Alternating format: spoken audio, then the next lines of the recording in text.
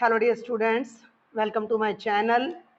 इस वीडियो में बेटा क्लास 9th का हाफ ईयरली एग्जाम का जो पेपर हुआ है उसका सॉल्यूशन मैं आपको करवा रही हूँ। 90 मिनट्स का पेपर था, 40 मार्क्स आपके थे और थोड़ा यहाँ पर पैटर्न आपको चेंज देखने को मिलेगा जो सैम्पल पेपर मैंने डाला था उससे, लेकिन 10th का पैटर्न भी बिल्कुल ऐसा ही आया था। तो पहले 11 प्रश्न आपके 1 नंबर के हैं, उनको देखते हैं। और मैं कहना चाहूँगी कि जो बच्चे अभी तक भी मेरे चैनल को सब्सक्राइब नहीं कर पाए हैं तो वो जल्दी से सब्सक्राइब करें और कोशिश करें कि ज़्यादा से ज़्यादा अपने फ्रेंड्स को इन लेक्चर्स का लिंक शेयर करें ताकि उनको भी बेनिफिट हो सके। तो चलिए स्टार्ट करते हैं जल्दी से। पहला क्वेश्चन देखते हैं। निम्नलिखित में से कौन सी संख्या अपरिमेय है? निम्नलिखित में कौन सी संख्या अपरिमेय है? Which of the following is an irrational number? तो वर्गमूल 16 भैया 4 होता है, परिमेय है।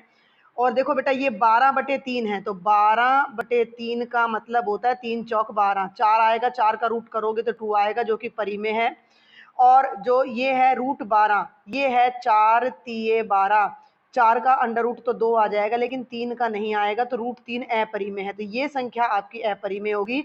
यहाँ पर 100 का वर्गमूल है, दिख नहीं रहा, मैं एक बार इसको बैक करती हूँ। तो ये देखो 100 का वर्गमूल है, वो भी 10 होता है तो वो भी परिमेय, तो सही आंसर हो जाएगा √12।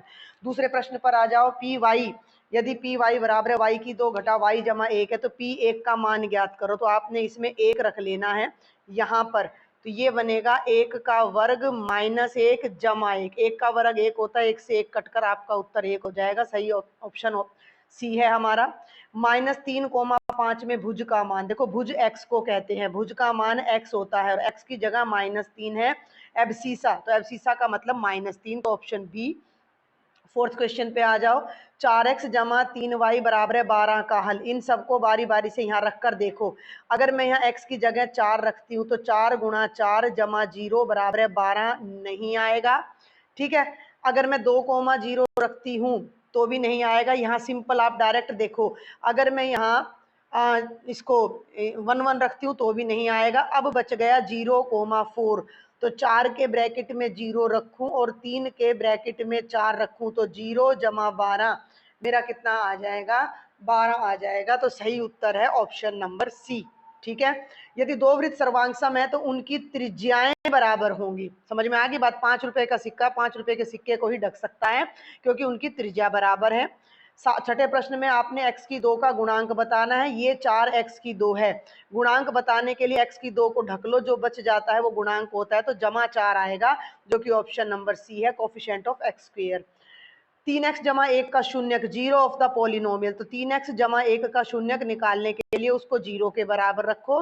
1 जमा का है, राइट में जाके माइनस का हो जाएगा और x का उत्तर -1/3 आएगा, -1/3, जो कि इसका शून्यक होगा, जो कि इस पॉलिनोमियल को 0 बना देगा। त्रिभुज का आधार, त्रिभुज का क्षेत्रफल उसके आधार और शीर्ष लंब के गुणनफल का खालिस्तान होता है। The area of triangle is dash the product of its base and altitude. तो बेटा जी याद कर लो, त्रिभुज का क्षेत्रफल होता है 1/2 गुणा आधार गुणा ऊंचाई। तो ये पूछ रहा है कि आधार और ऊंचाई का कितना होता है क्षेत्रफल, तो 1/2 होता है, यानी 1/2 का मतलब आधा होता है। तो चाहे तो आप यहाँ 1/2 लिखाते, चाहे आप यहाँ आधा लिखाते, चाहे हिंदी मीडियम वालों ने हाफ लिख दिया होगा तो भी सही है। 9वां प्रश्न देखें। प्रत्येक प्राकृत संख्या पूर्ण संख्या होती है, यह बिल्कुल सत्य है। -3, -10 तीसरा चतुर्थांश होगा, दोनों नेगेटिव हैं, x भी नेगेटिव y भी नेगेटिव, तो कौन सा चतुर्थांश है? तीसरा चतुर्थांश है। 11वां प्रश्न थोड़ा स्पेशल है जो आपने बड़े ध्यान से समझना है। आपको एक कथन और एक कारण दिया गया है। इंग्लिश मीडियम वालों को बता दूं, एक असर्शन और एक रीजन दिया गया है। पहले आपने इस कथन को पढ़ना है और चेक करना है कि ये सही है या गलत है। सुन रहे हो मेरी बात को ध्यान से? ये क्या कहता है? यदि हम 2x जमा 3y बराबर है 7 के दोनों पक्षों को 2 से गुणा करें तो समीकरण का हल नहीं बदलता है। तो ये बिल्कुल सही कह रहा है। मान लो मैं ले लूं x जमा y बराबर है 5 और मैं x की जगह 0 लूंगी तो मेरा उत्तर y का 5 आएगा। अब मैं इस समीकरण को ही 2 से गुना कर देती हूँ तो मेरा समीकरण बनेगा 2x जमा 2y बराबर है 10। अब इसमें भी मैं x की जगह 0 रखूं तो ये बनेगा 0 जमा 2y बराबर है 10 और y का उत्तर 5 ही आएगा। यानी कि ये बिल्कुल सही कह रहा है कि अगर हम दोनों तरफ समान संख्या से गुणा कर दें तो ये समीकरण का हल नहीं बदलेगा। तो ये बात सत्य है। हो गया। अब कारण को पढ़ो और इसकी जांच करो कि ये भी सत्य है या नहीं है। गैर शून्य अचर यानी जीरो को छोड़कर किसी भी संख्या से, ये कहता है कि जीरो को छोड़कर किसी भी संख्या से गुणा करने पर समीकरण अलग बनता है, लेकिन x और y के बीच संबंध समान रहता है। तो ये फिर वही बात आ जाती है, समीकरण ये था पहले, दोनों तरफ 2 से गुणा किया तो समीकरण तो अलग दिख रहा है, लेकिन बात वही है, बात बिल्कुल वही है कि भाई जब x और y को जोड़ोगे तो आएगा तो अपना 5 ही। तो यह बात भी बिल्कुल सत्य है। तो समझेंगे कि पहले वाली बात भी सत्य है, दूसरे वाली बात भी सत्य है। अब करना क्या है भैया, तो ये 4 ऑप्शन है बेटा, इन 4 ऑप्शन में आपने देखना है कि अगर कथन और कारण दोनों सही हैं, दोनों सही हैं हमारे भी, और कारण कथन की सही व्याख्या अगर करता है तो आपने ए चूज करना है। यानी अगर नीचे वाली बात की वजह से, नीचे वाले नियम की वजह से ऊपर वाले का उत्तर सही आ रहा है, यानी नीचे वाले नियम का प्रयोग हम कारण का प्रयोग कथन में अगर कर रहे हैं तो हमने ऑप्शन ए को चूज करना है। लेकिन अगर कारण कथन की सही व्याख्या नहीं करता, यानी कारण का प्रयोग हम कथन में नहीं कर रहे हैं, तो बी उत्तर आएगा।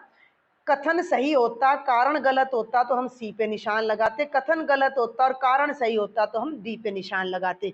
तो हमारे केस में क्या है कि दोनों ही चीजें सही हैं, दोनों ही चीजें सही हैं, और नीचे वाले नियम की वजह से ही हम ऊपर वाले का हल कर रहे हैं। तो सही उत्तर ऑप्शन नंबर के आपका आएगा। और यही कुछ यहाँ पर इंग्लिश मीडियम के लिए लिखा हुआ है। आई होप कि आप समझ गए होंगे।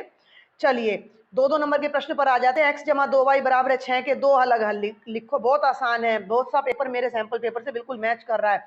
x को 0 रखो, x को 0 रखोगे तो 0 जमा 2y बराबर है 6, 2 को राइट में ले जाओ, y की वैल्यू 6/2 यानी 3 हो जाएगी। तो एक उत्तर आ जाएगा, x बराबर है 0, y बराबर है 3।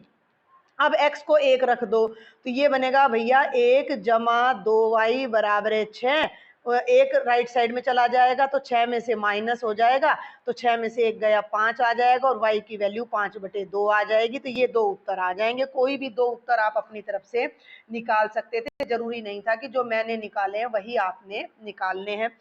13वां बिल्कुल सेम मैंने सैंपल पेपर में डाला हुआ था, तो इसको तो ज्यादा मुझे नहीं लगता समझाने की जरूरत है, क्योंकि यही क्वेश्चन पता है 9th में फाइनल में भी आपको अगर ऐसे ही सैंपल पेपर चाहिए तो पेपर बार बार वही चीजें रिपीट होके आती हैं, तो कुछ क्वेश्चंस तो हम सीमित मतलब पता होता है कि लगभग ये तो जरूर आएगा। तो इसके लिए आपको मेरे चैनल पर जरूर बने रहना है। अब इसको करने के लिए वर्गमूल 7 जमा 6 से गुणा कर दो और वर्गमूल 7 जमा वर्गमूल 6 से भाग कर दो। ऊपर वाले को 1 से गुणा करोगे तो वर्गमूल 7 जमा वर्गमूल 6, और नीचे जो फॉर्मूला लगेगा वो a माइनस बी और a plus b is equal to a square minus b square लग जाएगा। तो ये वर्गमूल 7 का वर्ग माइनस वर्गमूल 6 का वर्ग हो जाएगा। ठीक है, तो ऊपर वाली रकम तो ऐसी की ऐसी रह जाएगी, वर्गमूल 7 से वर्ग कट के 7 आ जाएगा, यहाँ 6, 7 में से 6 गए, नीचे मेरा 1 आ जाएगा। तो ये बन जाएगा वर्गमूल 7 जमा वर्गमूल 6/1। बहुत ही सरल प्रश्न था। और 14वां प्रश्न तो 1 नंबर का भी नहीं था। वर्ग चिन्ह ज्ञात करने का सूत्र क्या होता है? ऊपरी वर्ग सीमा, ऊपरी वर्ग सीमा जमा निम्न वर्ग सीमा का आधा, दोनों को जोड़ के 2 से भाग कर दो। मान लो 30 से 50 है कोई वर्ग अंतराल, तो ऊपरी वर्ग, निम्न को आगे लिख लो, किसी को आगे लिख लो, कोई फर्क नहीं पड़ता, इन दोनों को जोड़कर 2 से भाग कर दोगे तो वर्ग चिन्ह आ जाएगा। तो ये सूत्र आपने लिखकर आना था। ये थे 2-2 नंबर के प्रश्न। 3 नंबर का ये प्रश्न भी मैंने सैंपल पेपर में डाला हुआ था। एक क्वेश्चन हीरोइन में से भैया जरूर आता है, सुन लो मेरी बात। तो 2 ही 3 क्वेश्चन बचते हैं, एक अनुपात का बचता है और एक ये बचता है।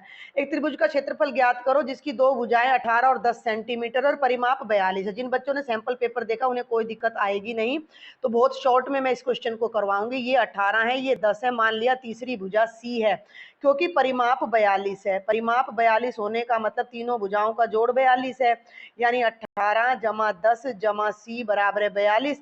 इन दोनों का जोड़ 28 आएगा, जिसको मैं राइट साइड में ले जाऊंगी तो 42 में से 28 गए 14, तीसरी भुजा 14 आ गई। अब अर्ध परिमाप निकालना है। अर्ध परिमाप 42/2 कितना आ जाएगा? 21। अब मैं इसको एक बार साफ करूंगी और फिर लिखूंगी। तो अब अपना क्षेत्रफल का फॉर्मूला क्या होता है? S into s minus a s minus b और एस माइनस सी का वर्गमूल। अर्ध परिमाप 21 आया था, एक भुजा 18 थी, दूसरी भुजा 10 थी, तीसरी भुजा 14 थी, इनका कर दो अंडर रूट। तो 21 में से 18 गए 3, 21 में से 10 गए 11 और 21 में से 14 गए 7। अब ध्यान दो, 3 7 21, तो ये भी 21 और ये भी 21, 21 दो बार आ गया तो वर्गमूल के बाहर आ जाएगा, 11 अकेला रह गया तो वर्गमूल के अंदर। इतने वर्ग सेंटीमीटर मेरा उत्तर आ जाएगा। अब आ जाओ प्रश्न संख्या 16 पर। प्रश्न संख्या 16 भी बेहद सरल है। यदि आकृति में पी क्यू आर यानी कि ये वाला कोण 100 डिग्री का है और पी क्यू आर केंद्र ओ वाले वृत्त पर स्थित बिंदु है, तो कोण ओ पी आर, देखो मेरी बात सुनो, ये वाला, ये छोटा सा कोण आपने ज्ञात करना है। अब मेरी बात को ध्यान से सुनेंगे। अगर ये एक वृत्त है और ये कोई वृत्त की जीवा है या चाप है, ठीक है, मान लो इसका नाम है पी आर, है ना, तो बल्कि इसको ना लेके थोड़ा सा और मैं दोबारा लेती हूँ, सुनो ध्यान से, कि वृत्त ही ले लेते हैं। ये एक वृत्त है, ठीक है, और ये कोई वृत्त की चाप है या जीवा, कुछ भी लगा लो, पी आर है, और ये यहाँ पर अपना जो कोण बना रही है वो बता रहा है कि कितने डिग्री का है, 100 डिग्री का। तो हमारे पास नियम होता है कि यदि वृत्त की जीवा, यदि वृत्त की चाप जो केंद्र पर कोण बनाती है वो शेष भाग से दुगना होता है, तो केंद्र पर जो कोण बनेगा वो ये बनेगा पी ओ आर, तो ये कोण कितना हो जाएगा, 200 डिग्री। अब मेरी बात को बड़े ध्यान से समझना, ये आपकी चाप है पी आर और ये चाप जो केंद्र पर कोण बना रही है वो ये है पी क्यू आर जो कि 100 डिग्री का है, और केंद्र पर नहीं, परिधि पर जो बना रही है वो 100 का है। तो यही चाप जो केंद्र पर कोण बनाएगी, इसके लिए मैं अलग एक और कलर ले लेती हूँ, यही चाप जो केंद्र पर कोण बनाएगी तो वो ये बनेगा, ये वाला, ये बाहर वाला बाह्य कोण ओ, तो ये 100 का डबल होके कितना आ जाएगा, 200 डिग्री। ठीक है, समझ में आई यहाँ तक की कहानी के नहीं आई? तो ये सारी बात आपको यहाँ लिखनी है कि बाह्य कोण, बाह्य है भैया, ये बाह्य कोण पी ओ आर दुगना है कोण पी क्यू आर से, और ये कारण आप लिखोगे कि चाप द्वारा केंद्र पर बनाया गया कोण शेष भाग पर बने कोण से दुगना होता है। तो जो कोण पी ओ आर का जो बाह्य कोण है वो मेरा आ गया 2 गुणा 100 यानी 200। अब सुन लो, ये कोण 200 डिग्री है और ये पूरा कोण 360 होता है, तो अंदर वाला कोण कितना आ जाएगा, अंतः कोण, थोड़ा सा ना स्क्रीन पर भैया पेन बड़ा मुश्किल से चलता है, तो अंतः कोण कितने का आ जाएगा, इसको 360 में से माइनस कर दो 200 को, तो वो मेरा 160 डिग्री का आ जाएगा। क्लियर है यहाँ तक की बात, 160 डिग्री का। अभी इसको, इस सारी बात को जब तक आप नहीं समझेंगे आप आगे नहीं बढ़ सकते हो। तो ये बीच में मैं एक बार फिर से इसको खाली करके और इस डायग्राम को अलग से, इस त्रिभुज को मैं फिर बना रही हूँ। देखो ये मैंने यहाँ पर बना दिया त्रिभुज पी ओ आर, दोबारा से बना रही हूँ मैं पी ओ आर। इसका जो ये बाहर वाला कोण था बेटा वो 200 था, है ना, और जो केंद्रीय कोण है उसका जोड़ 360 होता है, तो ये अंदर आ गया 160। अब सुनो मेरी बात, ये भी त्रिज्या है और ये भी, ओपी भी त्रिज्या है और ओ आर भी, समद्विबाहु त्रिभुज हो गया, तो ये दोनों कोण बराबर होंगे, तो ये भी एक्स होएगा और ये भी एक्स। अब ये पी ओ आर एक त्रिभुज है जिसके तीनों कोणों का जोड़ 180 है, तो x जमा x जमा 160, x जमा x जमा 160 बराबर 180, 160 को राइट में ले जाओ तो घट के 20 रह जाएगा, और ये हो जाएगा 2x बराबर 20, 2 से भाग करोगे तो x का उत्तर 10 डिग्री आएगा, और ये जो कोण ओ पी आर है हमने इसी को x लिया था, ये 10 डिग्री का आ जाएगा। फिर भी समझना है तो मुझे बताना, मैं दोबारा से कोशिश करूंगी। बाकी बहुत आसान प्रश्न है, कुछ ही बातें आपने इसमें याद करनी थी। अब आ जाओ 17वें प्रश्न पर। गुणनखंड करें, 12x की 2 घटा 7x जमा 1, मध्य पद है 7, हमें 7 के ऐसे टुकड़े करने हैं कि जोड़ो तो 7 आए, जोड़ो तो 7 आए, तो 4 में 3 जोड़ोगे तो 7 आएगा और 4 की 3 से गुणा करोगे तो 12 आएगा। बहुत सिंपल सा प्रश्न है। तो ये हो जाएगा 12x की 2 घटा 7 की जगह पर आप लिख दो 4 जमा 3x जमा 1। ठीक हो गया भाई, ये ऐसे का ऐसा, ये ऐसे का ऐसा, इसकी जगह पर मैंने 4 जमा 3 लगा दिया, तो ये हो गया 12x की 2 घटा 4 को x से गुणा करोगे तो ये बनेगा 4x, 3 को x से करोगे घटा 3x जमा 1। अब इन पहले दोनों पदों को ध्यान से देखो, इन दोनों में से 4x कॉमन आ रहा है, तो पहली रकम को जब 4 से भाग करोगे तो 3x, और दूसरी में से पूरा 4x बाहर आ गया तो -1, और अंतिम दोनों में कुछ नहीं मिल रहा तो एक कॉमन आएगा। 3x को 1 से भाग करोगे तो 3x आएगा, और घटा जमा करोगे तो घटा 1। अब ये दोनों रकम बिल्कुल एक जैसी हैं तो ये भी कॉमन आ जाएगा। 3x - 1 जब कॉमन आएगा तो यहाँ तो केवल पहली रकम में तो 4x बचेगा और दूसरी में -1, और ये 2 टुकड़े हो गए हैं इस बहुपद के जो कि हमें दिया गया था। ठीक है, आगे बढ़ते हैं। अब सेक्शन डी हमारा रह जाता है, डी और ई। तो ये कहता है 5 अंक के हैं ये 2 प्रश्न, लेकिन इसके 2 भाग किए हुए हैं कि 27x की 3 जमा y की 3 जमा z की 3 घटा 9x yz के गुणनखंड करो। तो यहाँ एक बड़ा आसान सा नियम लगता है, पहले मैं वो नियम लिख देती हूँ। आइडेंटिटी सर्वसमीका कुछ भी बोल सकते हो आप। x की 3 y की 3 जमा z की 3 घटा 3x yz बराबर है, आप इसको नोट भी कर सकते हो, x जमा y जमा z ब्रैकेट में x की 2 जमा y की 2 जमा z की 2 घटा x y घटा y z और घटा z x। क्लियर हो गया, आइडेंटिटी लिख दी। अब आ जाओ अपना इसके ऊपर, यहाँ फोकस कर लेना। 27x की जो 3 है इसको मैं लिख सकती हूँ 3x की पूरे की घात 3, क्योंकि 3 3 होती है 27, और ये हो गया y की 3 और ये हो गया z की 3, और 9 में से 3 अलग कर दूं तो 3 गुणा 3x गुणा y गुणा z। तो ये पूरी टर्म को मैंने ब्लैक पेन से यहाँ लिख दिया। अब इस ऊपर वाले, तो अब हम ऊपर वाले की इस वाले की और इस वाले की तुलना करें तो पहले आएगा x जमा y जमा z। तो x की जगह तो बेटा आप लिखोगे 3x जमा y और जमा z हो गया।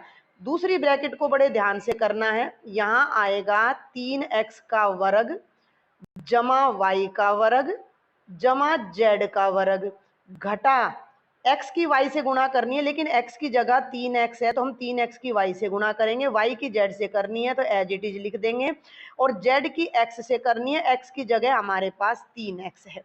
अब इसको बराबर यहाँ से लगा रही हूँ, ये पहले वाली ब्रैकेट तो मैं ऐसे की ऐसी लिख दूंगी, 3x जमा y जमा z बराबर है नहीं गुणा में 3x का वर्ग करोगे बेटा तो 9x की 2 जमा y की 2 जमा z की 2, है ना, दोनों तो यूं के यूं आ जाएंगे, और आगे गुणा करते चले जाओ, ये रकम बन जाएगी 3xy minus yz minus 3xz, और ये आपका फैक्टराइजेशन हो जाएगा, फर्स्ट पार्ट का गुणनखंड हो जाएगा। और अब दूसरे भाग पर आ जाओ, ये भी बहुत आसान है। उचित सर्वसमीका का प्रयोग करके 102 की घात 3 का मान ज्ञात करो। तो देखो मेरी बात सुनो, 102 की घात 3 का मतलब हो गया 100 जमा 2 पूरे की घात 3। और आइडेंटिटी अब मैं कौन सी लगाऊंगी, याद है आपको, एक सिंपल सी अपनी आइडेंटिटी है, यहाँ लिख देती हूँ a जमा बी की घात 3 बराबर है a की 3 जमा b की 3 जमा a cube plus b cube plus 3ab into a plus b। दोनों मीडियम के स्टूडेंट समझ सकते हैं इसको हिंदी और इंग्लिश में। तो इसको a की जगह 100 और b की जगह 2 लेके चलेंगे तो ये बनेगा 100 क्यूब यानी 100 की घात 3 जमा b क्यूब यानी 2 की घात 3 जमा 3 गुणा 100 गुणा 2 और a की जगह 100 जमा 2। बस इसको हल कर दो। 100 की घात 3 का मतलब 100 को 3 बार तो 1 2 3 4 5 और 6 जीरो आ जाएंगी। 2 की घात 3 का मतलब 8, 3 दूनी 6, बाहर आएगा 600 और अंदर आएगा 102। जल्दी से इसको सॉल्व कर लेते हैं। आप इसको ब्रैकेट को वैसे भी खोल सकते थे कि भैया 600 को 100 से गुणा कर लेते तो 60,000 बन जाता, और 600 को 2 से कर लेते तो 1200 बन जाता। तो 600 को 1200 बन जाता, 1 2 3 4 5 6 और जमा का 8 और जमा 0 0 6 दूनी 12 और 6 एकम 6 और अब आप सबको मेरे ख्याल से जमा करनी आती है, तो इसको जोड़ लोगे तो आपका उत्तर ये आ जाएगा 10,61,208। ये 102 का घन आ जाएगा। सर्वसमीका लिखनी बहुत जरूरी थी। कोई भी डाउट हो तो मुझे आपने जरूर लिखना है। अब इसमें ना आपको एक ये और दिया गया है पजल। इस पजल को अभी जैसे आपको कराया नहीं गया होगा जहां तक मेरा ख्याल है, तो मैं आपको थोड़ा बता देती हूँ। ज्यादातर बच्चों ने इसको छोड़ा होगा कि -5 से 5 के बीच में कोई 3 क्रमागत संख्याओं को x, y और z की जगह प्रयोग करके नीचे दी गई पजल को हल करना है। अब मेरी बात को सुन लो। ये जो है ना, ये पूरा तो एक खाना है, ठीक है। और ये जो है, ये कलर चेंज कर दूं, कलर चेंज कर करके दिखाती हूँ। ये पूरा एक बॉक्स है और इसके कोने में एक लिख रहा है, तो इसमें तो आपने एक ही भरना है, यानी एक संख्या तो मैंने एक ही लेनी है। हो गया। और एक और कलर अगर मैं यूज करती हूँ तो ये पूरा का पूरा जो ब्लॉक है मेरा वो अकेला एक आएगा, यानी इन दोनों में जो x और y भरोगे उनका उत्तर -1 आना चाहिए। समझे मेरी बात को? जो संख्या यहाँ आएगी और जो संख्या यहाँ आएगी वो x और y की जगह इस्तेमाल होगी और उन x और y का जोड़ -1 आना चाहिए। पहले इस लॉजिक को समझते चलें। अब मैं दूसरे खाने पर चलती हूँ और मैं यहाँ आ जाती हूँ, तो एक संख्या y लेनी है, यहाँ कहीं एक z और दोनों का जोड़ 1 आना चाहिए, यानी एक पॉजिटिव एक नेगेटिव लेनी पड़ेगी। और यहाँ z घटा x, इस खाने में z घटा x लेना पड़ेगा जिसका उत्तर 2 आना चाहिए, है ना। और एक बार पूरे को मैं साफ कर देती हूँ अच्छे से। और अब देखो, और इस पूरे खाने में 2x घटा y का उत्तर -2 आना चाहिए। तो एक संख्या तो मुझे पता लग गई कि भैया मैंने एक तो लेना ही लेना है, तो एक संख्या को मैं एक ले लेती हूँ, ठीक है। तो अब मैं यहाँ लिख रही हूँ x को मैंने ले लिया -1, y को मैंने ले लिया 0 और z को मैंने ले लिया 1। तो यहाँ तो 1 आ गया।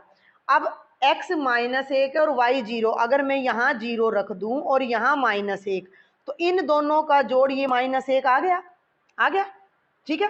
तो ये वाला जो कॉलम था, जो ये वाला कॉलम था, वो तो मेरा भर गया, हो गया। अब इसके बगल वाले कॉलम पे आ जाओ भैया, रेड कलर ले लो बेटा जी।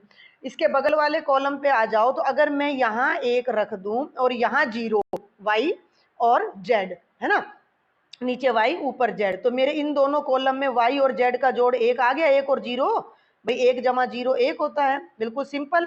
अब एक बात का ध्यान रखना कि एक रो में या एक कॉलम में एक संख्या एक ही बार आनी चाहिए। अब 1 आ गया, 0 आ गया, तो यहाँ तो -1 आएगा। अब इस कॉलम को देखो, यहाँ 1 आ गया, -1 आ गया, तो यहाँ 0 आएगा। अब बच क्या गया, पजल पूरी हो गई। इसको पकड़ो, इसमें 0 आ चुका है, 1 आ चुका है, तो यहाँ -1 आ जाएगा। और इसको पकड़ो तो 0 और -1 आ गया, तो ये 1 आ जाएगा। तो ये आपकी हरबंस पजल थी, जो जिसको समझाने के लिए वैसे तो बहुत ज़्यादा टाइम चाहिए, पूरा एक लेक्चर इस पर अलग से बनाया जा सकता है प्रैक्टिस के साथ। तो अभी आप केवल इसको इसी तरीके से समझें और देखें कि हमने बॉक्स वाइज इसको अलग अलग ऐसे सॉल्व करना था कि भाई इस बॉक्स में जो संख्या डाली है उनको घटाएं तो 2 आना चाहिए, तो 1 में से -1 को घटाओगे तो 1 जमा 1 2 बन जाएगा ना, ठीक है। तो ये थी हरबंस पजल। और अब आ जाता है यहाँ पर हमारा बहुभुज का क्वेश्चन।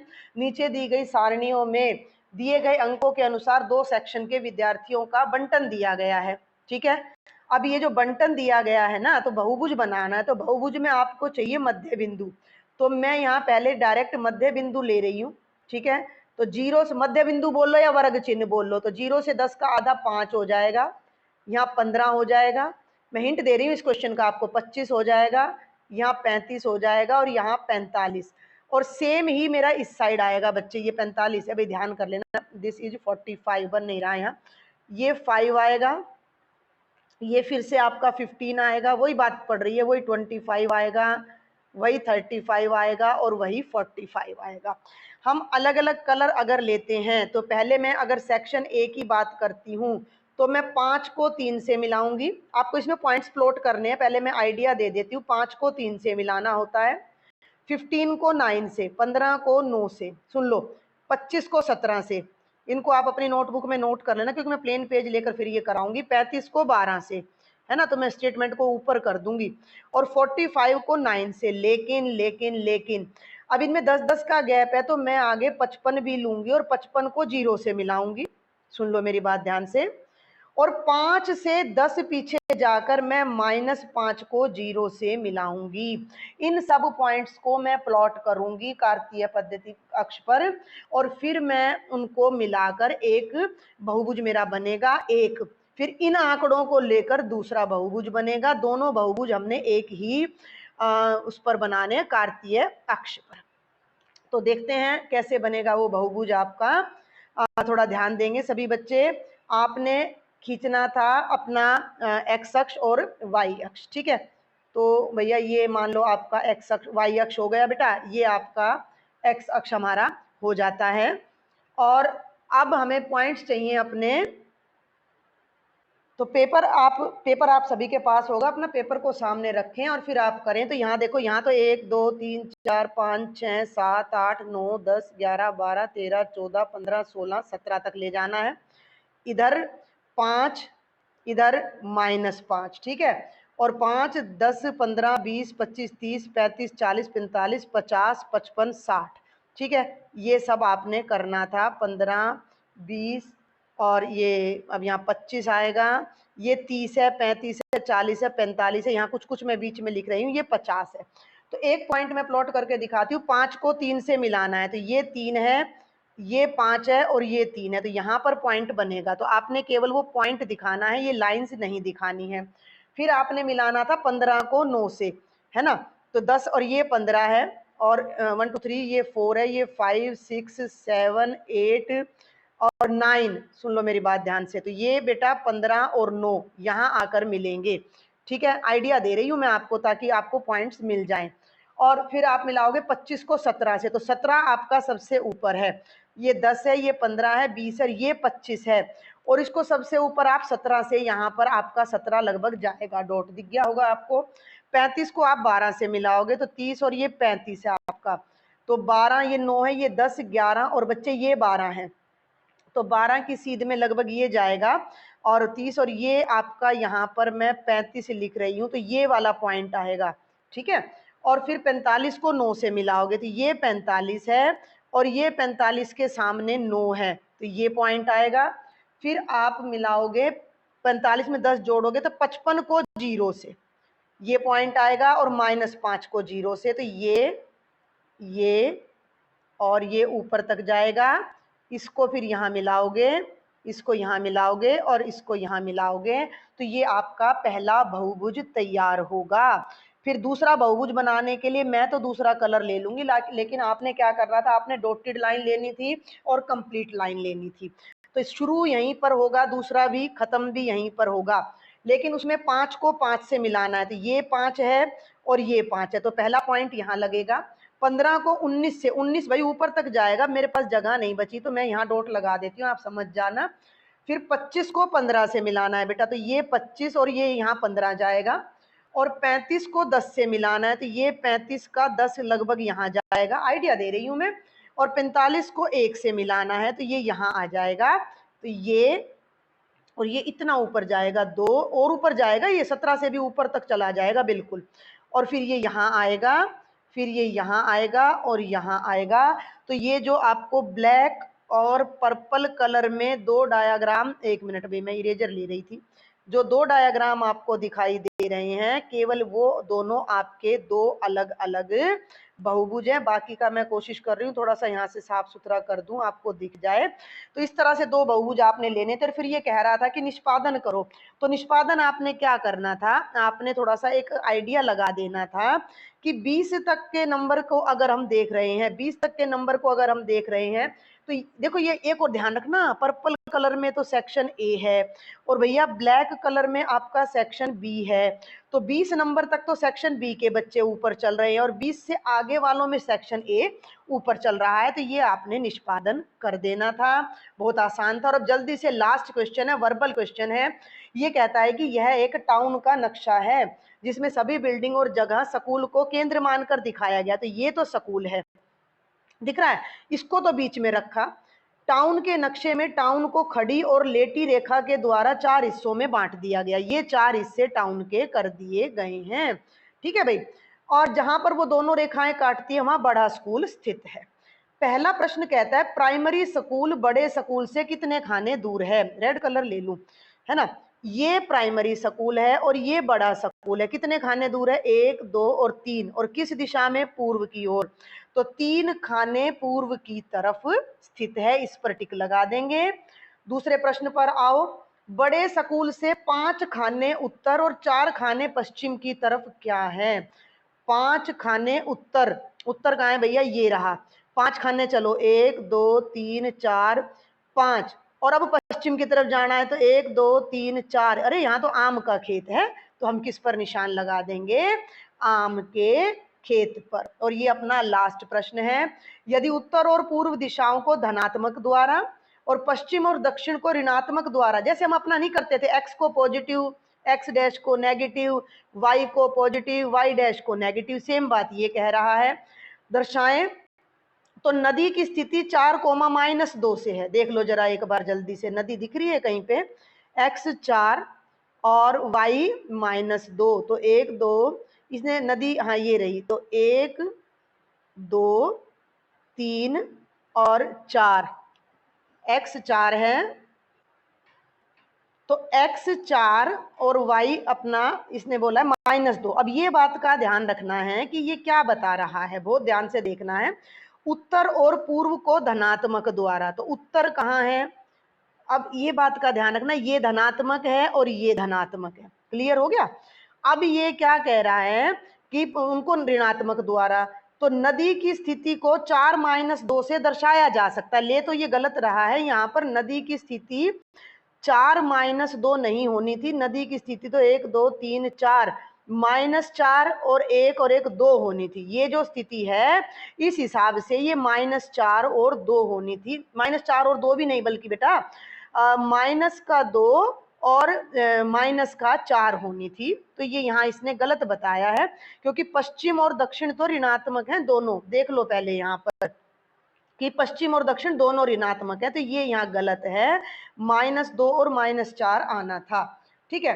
तो अब ये क्या कह रहा है कि भैया अब आप ये बताओ कि, हाँ ये देखो इंग्लिश में इसने ठीक किया हुआ है, लेकिन इंग्लिश में भी थोड़ा सा गलत किया हुआ है।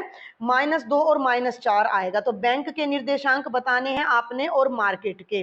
तो आप बिल्कुल हम जैसे पहले करते आए हैं अपना उसी तरह करेंगे। तो बैंक के निर्देशांक में x तो है ही नहीं और y 4 है, तो बैंक तो 0,4 हो जाएगा। और मार्केट और देख लो, मार्केट 1 2 3 4 5 तो ऋणात्मक, पश्चिम ऋणात्मक है, और 1 2 और 3 तो -5 और -3 तो मार्केट है, और बैंक 0,4 है, बैंक 0,4 है, और ये -5 और -3 है। और ये यहाँ दोनों जगह ही इसने नदी को गलत बताया हुआ है। -2 और -4 हमारा आना चाहिए था। ठीक है। तो बहुत ही बेहद ही सरल आपका पेपर था। फिर भी आपको कोई इसमें डाउट रह जाए तो आप मुझसे जरूर डिस्कस कर सकते हो। ठीक है। कोई भी क्वेरी हो और लेक्चर पसंद आए तो ज़्यादा से ज़्यादा शेयर करें और चैनल को सब्सक्राइब तो जरूर ही करना है। Thank you.